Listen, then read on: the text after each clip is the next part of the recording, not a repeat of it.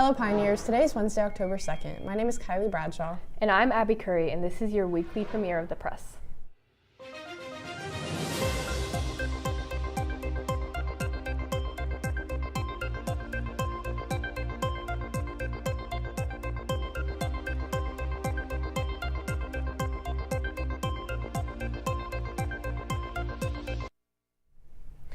Our cover story today is about the vice presidential debate that took place last night. But first, MC has more information on Hurricane Helene. MC? Thanks, Abby. Hurricane Helene has swept across the East Coast, leaving multiple cities under heavy rainfall and even causing many people to evacuate their homes. Helene made landfall last Thursday along Florida's west coast as a Category 4 hurricane, bringing with it winds up to 140 miles per hour. As of Monday, the death toll has risen to over 130 people, as safety officials and medical personnel continue the search for missing individuals. Millions have been left without power, and in some surrounding states, rainfall has been so severe that people have experienced extremely high winds and flooding. That's all I have for today. Now back to the desk. Thanks, MC. Last night, Ohio Senator J.D. Vance and Minnesota Governor Tim Walz faced off in the vice presidential debate, the last known debate before the presidential election, which is set to take place in just 34 days. The debate was hosted by CBS News and consisted of 2-minute talking periods for candidates answering questions, 1-minute talking periods for rebuttals, as well as unmuted microphones and no fact-checking. Some of the many issues discussed last night consisted of American housing prices, gun laws, and healthcare. Throughout the evening, both candidates were seen being cordial to one another and nodding their heads towards each other while speaking.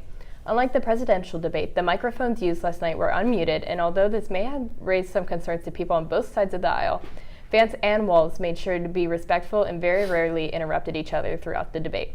While both candidates were on the topic of discussing gun violence, Walz stated, quote, "I think this is a healthy conversation," end quote.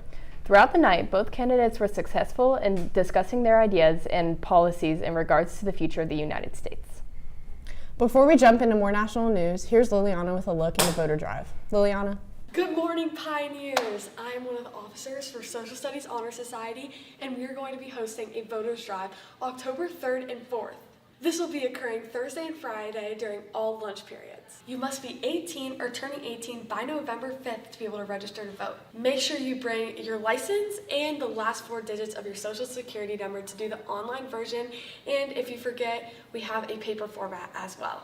This is very important because the last day to register to vote in Ohio is October 7th, so you want to get in to register as soon as possible. Our main goal is to get as many people as possible registered to vote, as it's very important to society. That's all for today, Pioneers. Now back to the desk. Thanks, Liliana.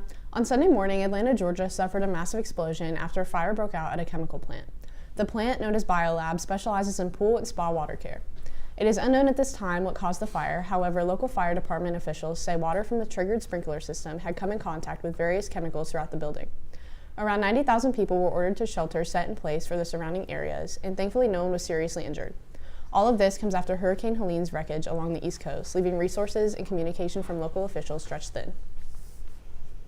That's all for our show today, Pioneers. As always, thanks for watching. For the press, I'm Kylie Bradshaw. And I'm Abby Curry. Remember to tune in next Wednesday for more national news, and have a great rest of your week.